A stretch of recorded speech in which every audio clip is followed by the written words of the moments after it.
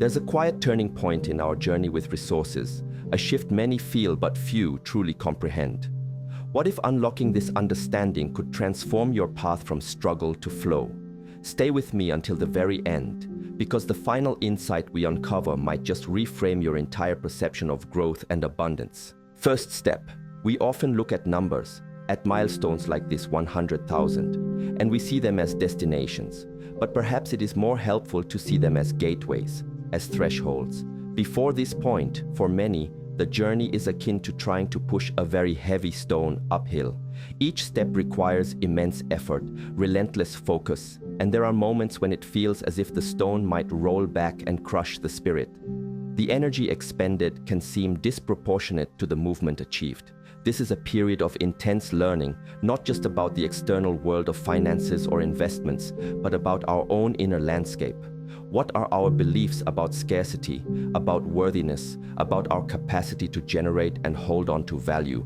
These are the unseen currents that often make the initial incline so steep. Many of us carry ancestral burdens or societal conditionings that tell us it's not for us, or it's too hard, or that money is the root of some evil. These are not truths, they are merely old stories. Repeated so often, they take on the illusion of reality. The effort to reach this first significant accumulation is often the effort of rewriting these internal narratives. It is the process of proving to oneself, through action and persistence, that a different story is possible. Each small success, each dollar earned and saved, each wise decision made, is like a chisel striking away at the old limiting beliefs. It's not just about the money, it's about the person you are becoming in the process. The discipline forged, the resilience cultivated, the understanding gained. These are the true treasures of this initial phase. The world reflects back to us what we project.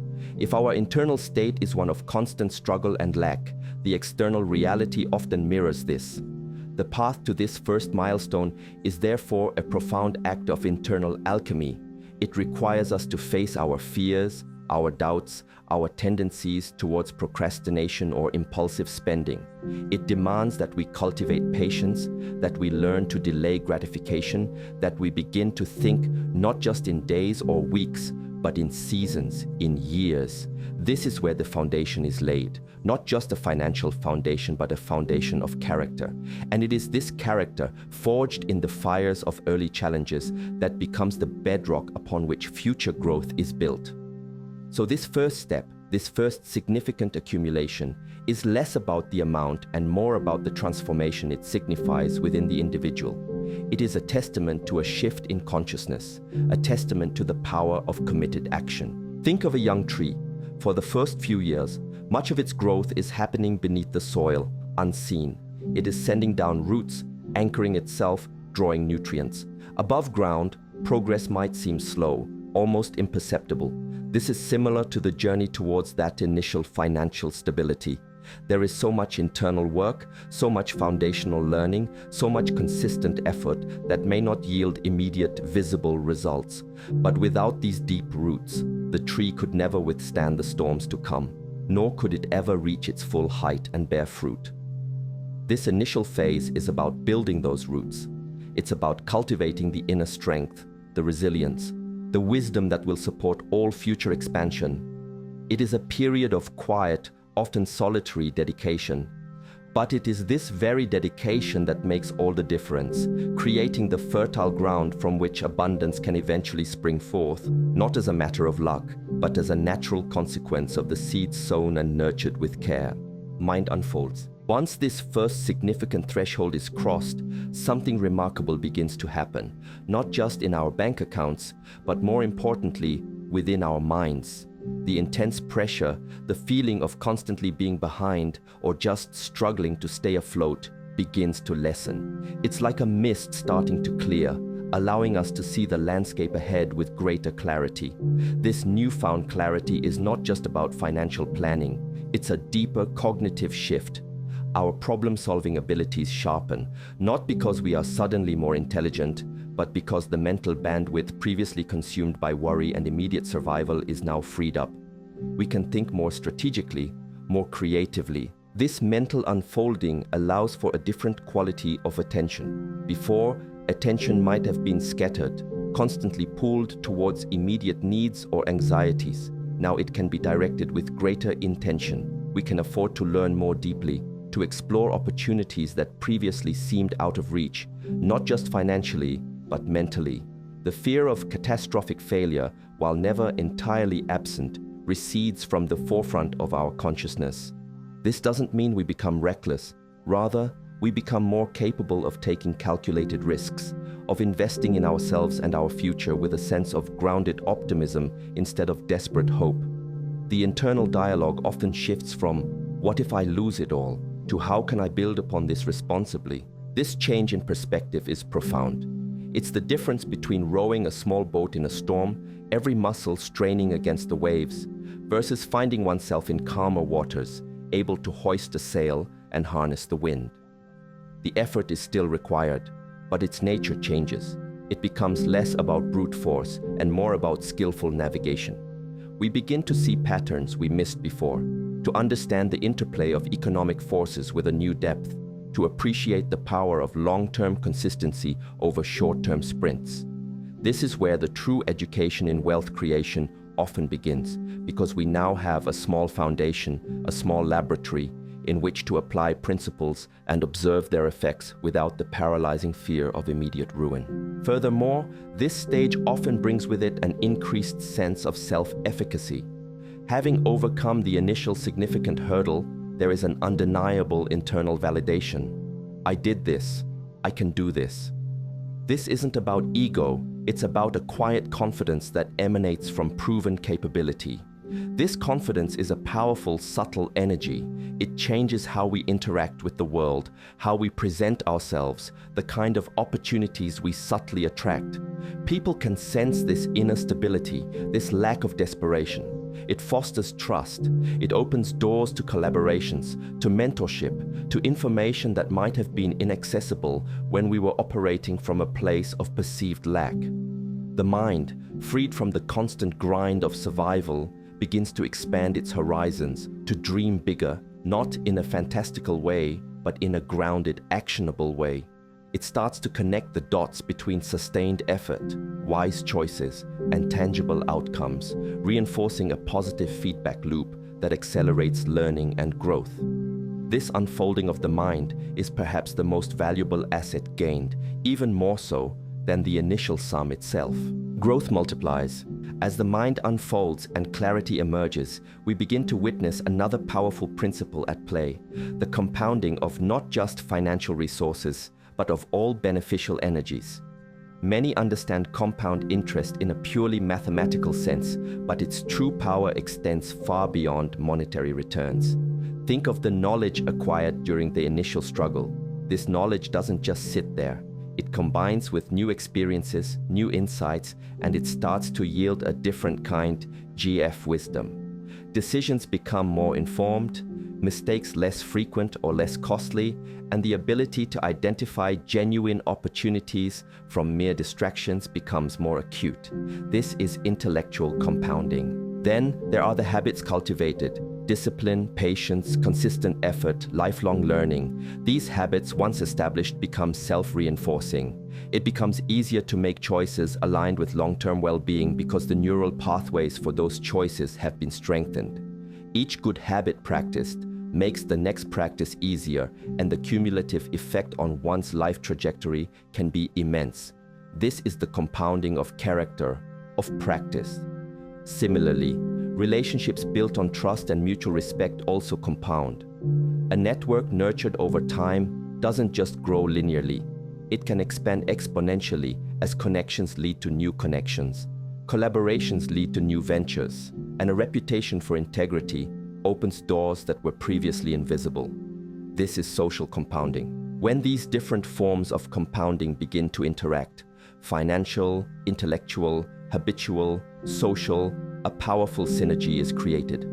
The money earned can be reinvested not just into assets, but into further education, into experiences that broaden horizons, into tools that increase efficiency.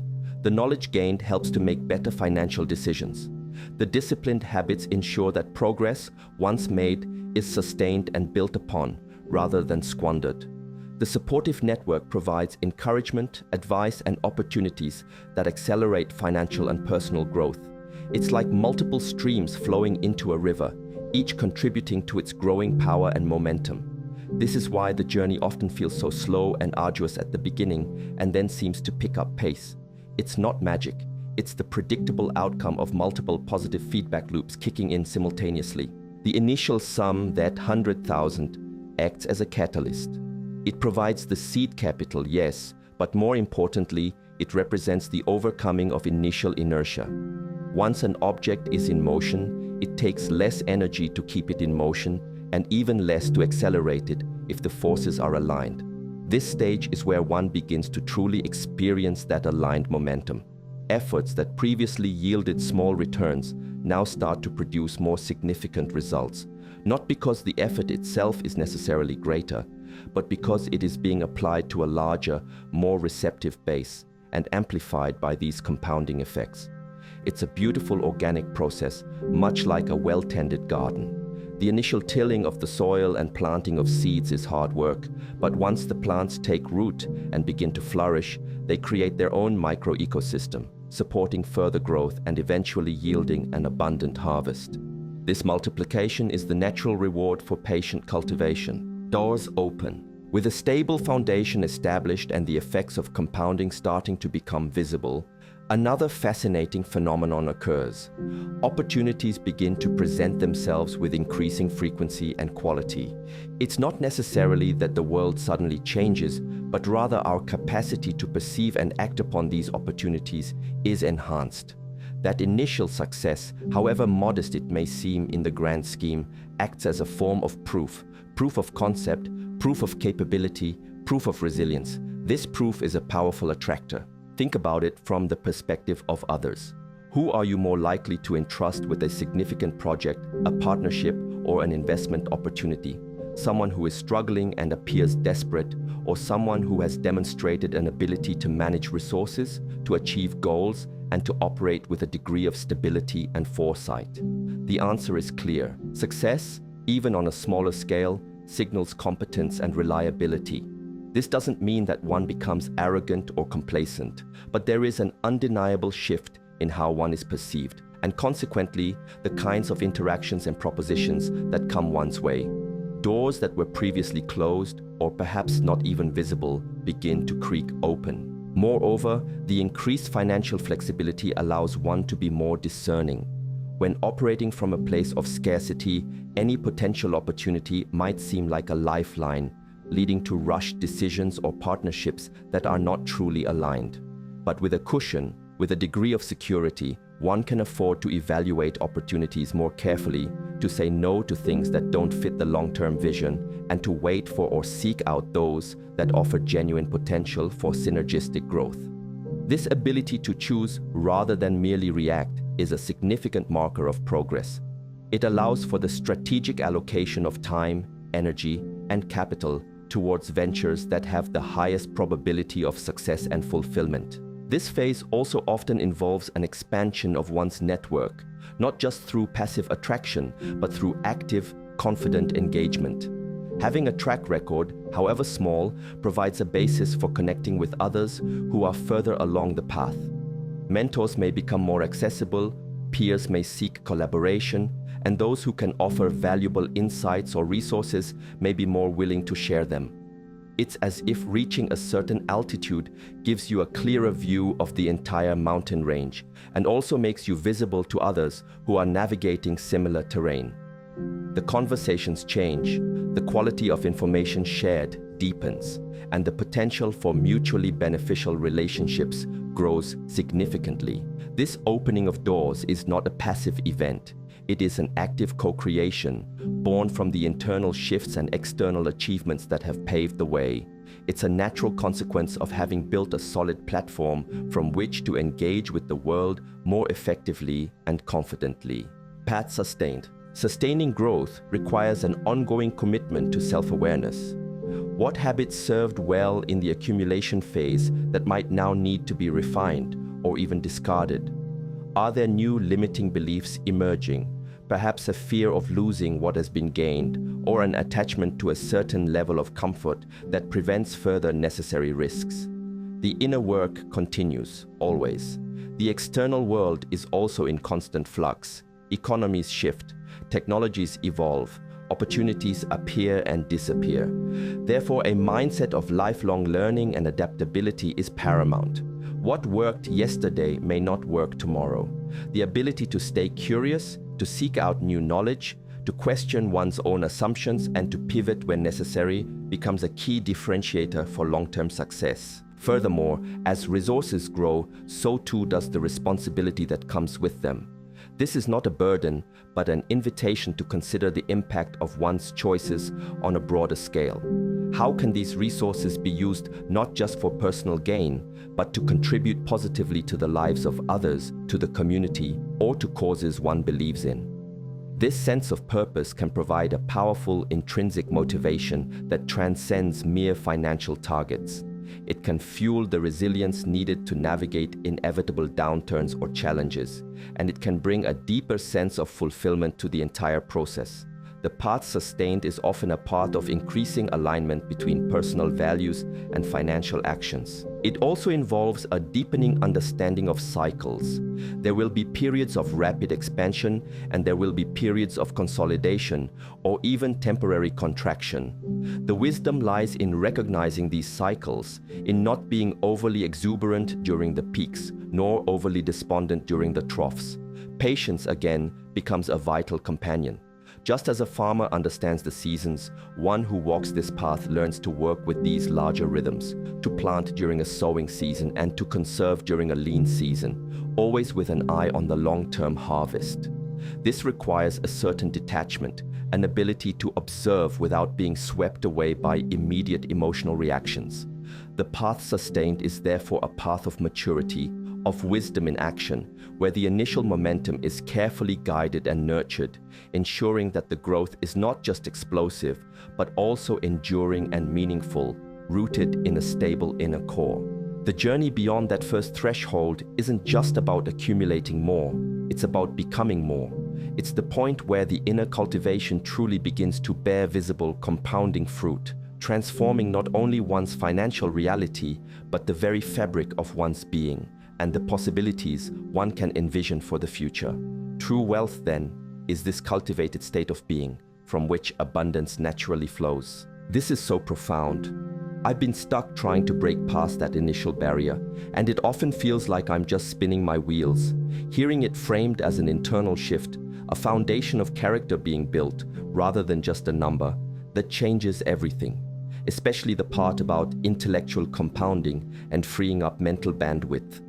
So much of my energy goes to just worrying. Thank you for this wisdom. It feels like a key I've been missing.